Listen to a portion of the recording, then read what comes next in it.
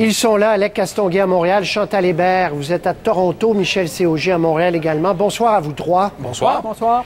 On va, nouveau venu dans la campagne conservatrice, on va voir sa photo, totalement inconnue pour vous, mesdames et messieurs. Ne vous en faites pas, c'est normal. Il s'appelle Lynton Crosby. C'est un organisateur politique hors pair qui a aidé récemment David Cameron en Grande-Bretagne à se faire réélire. Il est australien.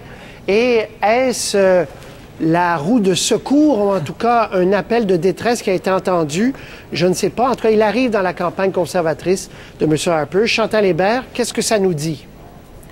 C'est assez extraordinaire et assez inusité. Ça dit trois choses. La première, c'est l'évidence.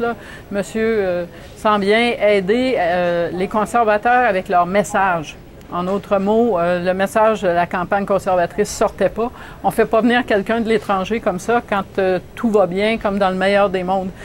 La deuxième chose qui est extraordinaire, c'est qu'avec toute l'expertise en campagne électorale qu'il y a au Canada, dans les officines conservatrices, c'est quand même spécial d'aller chercher quelqu'un qui a travaillé à l'étranger. Et la troisième, c'est une remarque que quelqu'un, un analyste politique, faisait sur un fil britannique.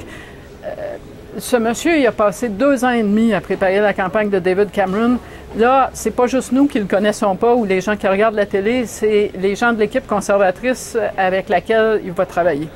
Et Michel Caugier, bon, il a une réputation, je le disais, il est, pour les maniaques de politique, c'est un général, c'est quelqu'un qui aime organiser, mais il ne lui reste que 38 jours au Canada. Ben, c'est ça. Chantal avait 3 points, moi aussi j'ai 3 points. C'est pas la première fois que ça arrive. Deuxièmement, c'est toujours un signe de panique. Puis troisièmement, ça marche pas souvent, ces affaires-là.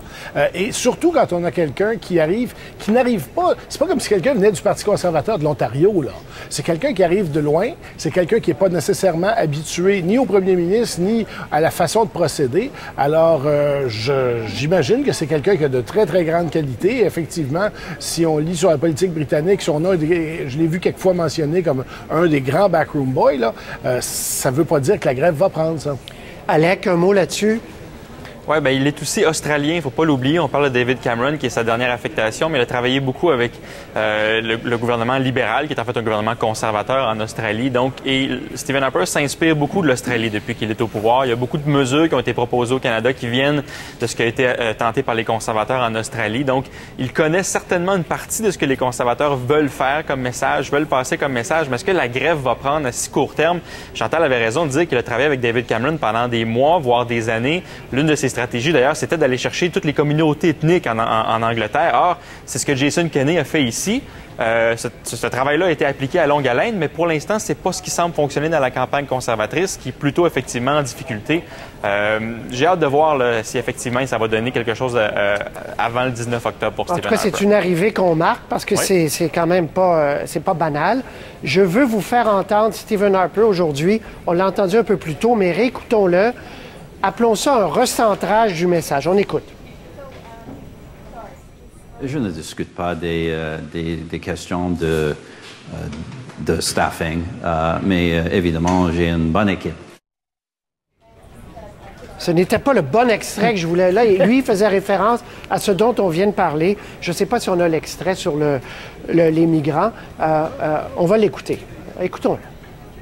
We're going to take some concrete steps to expedite the process. And we're also going to make sure we tap into that generosity that I think is very genuine across the country. We're going to do those things, and at the same time, let me be clear, we're going to do them in a way that makes sure we prioritize the most vulnerable and we do everything necessary to protect our national security. Alors, c'est des nuances, vous allez me dire, Chantal, mais on sent quand même un changement de discours de M. Harper. Alors, il y a une semaine, jour pour jour, M. Harper avait une chance de sauter et de prendre les devants du défilé. Et aujourd'hui, il embarque dans le défilé parce qu'il est en train de se faire piétiner par les gens qui marchent. Et parmi les gens qui le piétinent, il y a des gens qui sont pas, que les conservateurs ne sont pas de taille à affronter. Entre autres, l'ancien chef de la Défense, Rick Hillier, le général à la retraite, qui a commencé à faire le tour des plateaux de télévision pour expliquer que les craintes de sécurité, c'était un prétexte et que c'était faisable de faire venir beaucoup plus de gens et qu'il fallait le faire. Aujourd'hui, Jean Charest. Donc, M. Harper n'a plus le choix. On verra de quelle mesure il accouchera et ce sera jugé satisfaisant. Mais l'occasion, le rendez-vous manqué, ça ne se récupérera pas. Alec Castonguay, est-ce qu'un nouveau stratège et un nouveau discours, est-ce que tout ça, on repart à zéro la machine, on dit on recommence? Ça existe rarement en campagne électorale de remettre le compteur à zéro. Il se passe tellement de choses et les impressions s'ancrent chez les électeurs. Et là, après 5 semaines de difficile campagne pour Stephen Harper, est-ce qu'on peut redresser la barque? Probablement qu'on va essayer. Est-ce qu'on est capable de faire table rase de tout ce qui s'est passé? Chantal disait, ça fait une semaine là, que Stephen Harper aurait dû agir sur la crise des réfugiés. Il y en a qui vont dire mieux vaut tard que jamais, mais l'impression que ça va laisser, c'est qu'il est obligé de bouger et que c'est pas lui qui le fait de gaieté de cœur. Et ça, dans l'électorat, je suis pas certain que ça laisse une très bonne impression. Là. Bon, voilà pour... Juste une petite chose là-dessus. Oui, allez-y, Michel. Il a manqué le test de l'empathie la semaine dernière. Et là, le nouveau test, ça va être des détails. Or, le diable est toujours dans les détails. Je suis pas sûr que ça va aider tant que ça, M. Harper, de dire, ah là, on va ouvrir un petit peu plus la porte. Vous avez remarqué les réactions fort différentes. Bon, je disais que c'était assez pour ce sujet-là. Je relance, mais allons-y très rapidement. M. Trudeau, première réaction aujourd'hui, il a dit, bon, ben tant mieux, c'est une bonne chose. Et de l'autre côté, M. Molker, beaucoup plus agressif en disant, ben voyons donc, il aurait pu le faire plus tôt. Qu'est-ce que ça vous dit, ça, sur ces deux chefs? Chantal? Que parfois, M. Molker demeure le chef de l'opposition qui s'en va à la période des questions et que dans ce cas-ci, je pense que la réaction peut-être plus politiquement sagace, c'était celle de M. Trudeau qui est de dire, enfin, il fait la bonne chose et de montrer quelque part que l'opposition a compté des points là-dedans et de passer à autre chose. Très bien. Alec Castonguay, on va vous faire écouter, vous vouliez en parler, je crois, un extrait d'une entrevue que M. Trudeau a donnée à Peter Mansbridge de la CBC avec une réaction assez vive du premier ministre. On écoute ça, puis on revient à vous.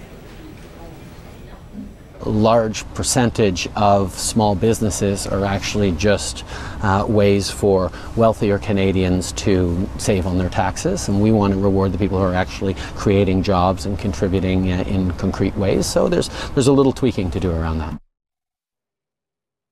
Quand on parle des propriétaires comme ça, on parle des agriculteurs, des pêcheurs, ici dans l'île de Prince-Édouard. Des personnes comme des artistes graphiques, pendant beaucoup de temps des travailleurs autonomes. De dire que ces gens sont des riches qui évitent des taxes, des impôts, c'est incroyable, ce n'est pas juste. Pour notre parti, on ne veut pas une guerre de taxes contre les propriétaires des petites et moyennes entreprises. Alors, Alec Castonguay, on a vu M. Trudeau, il y avait la traduction. Est-ce une gaffe que d'avoir eu l'impression de dire que les PME en gardaient trop dans les poches? Bien, pour remettre en contexte, là, Peter Mansbridge demandait à Justin Trudeau s'il était d'accord avec la position du NPD et du Parti conservateur de baisser les impôts des PME de 11 à 9 %. Il a dit oui, je suis d'accord. Et là, il est arrivé avec cette réponse-là en disant il y a une large proportion de ces PME-là qui servent en réalité de paravent ou d'outils pour les plus riches pour baisser leurs impôts. Il n'a pas dit il y en a qui existent et il faut faire attention. Revenu Canada travaille là-dessus pour effectivement que ça ne soit pas des véhicules vides qui permettent aux Canadiens les plus riches d'éluder l'impôt. Il a dit une large proportion.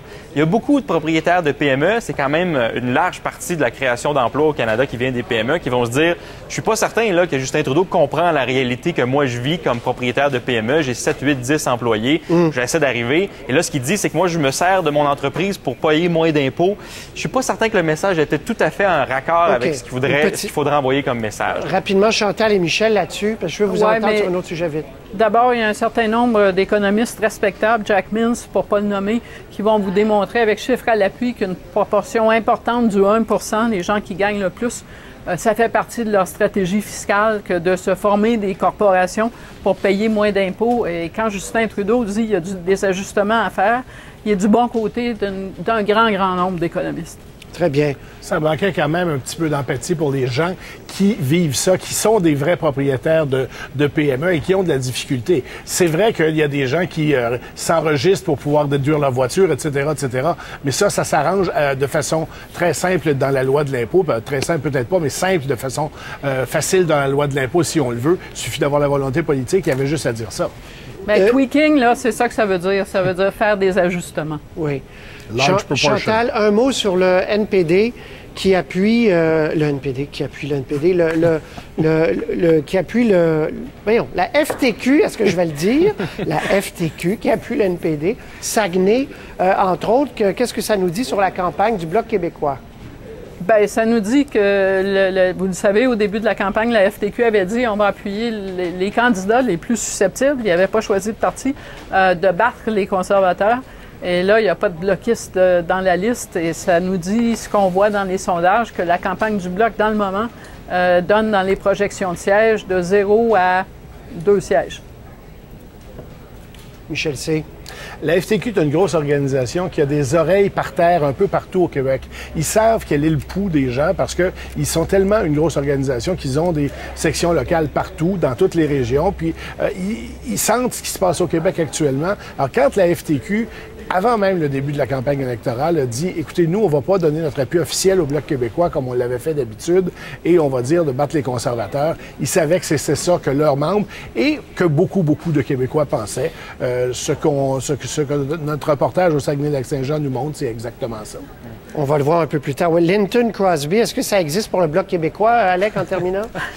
Il y a des miracles qui sont plus difficiles à réaliser que d'autres.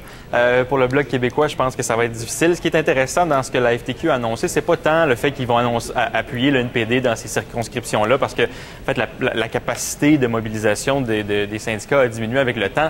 C'est le travail de terrain qu'ils vont faire. On dit qu'il y a 10 000 syndiqués de la FTQ dans chacune des circonscriptions qu'on a annoncées aujourd'hui, où on va appuyer le NPD. Ça veut dire des gens qu'on va rejoindre par courriel, par téléphone, qu'on va être capable de convaincre de ne pas voter pour le Parti conservateur et d'appuyer le NPD. Donc, c'est pas tant l'annonce officielle publique qui est utile au NPD comme les bras, l'huile de bras qui arrive sur le terrain pour parler à ces 10 000 personnes-là. 10 000 personnes dans une circonscription, quand on prend le taux de participation, ça peut faire une différence à la fin. Voilà. Merci à vous trois. Au revoir. On se retrouve. Au revoir. Merci. Au revoir.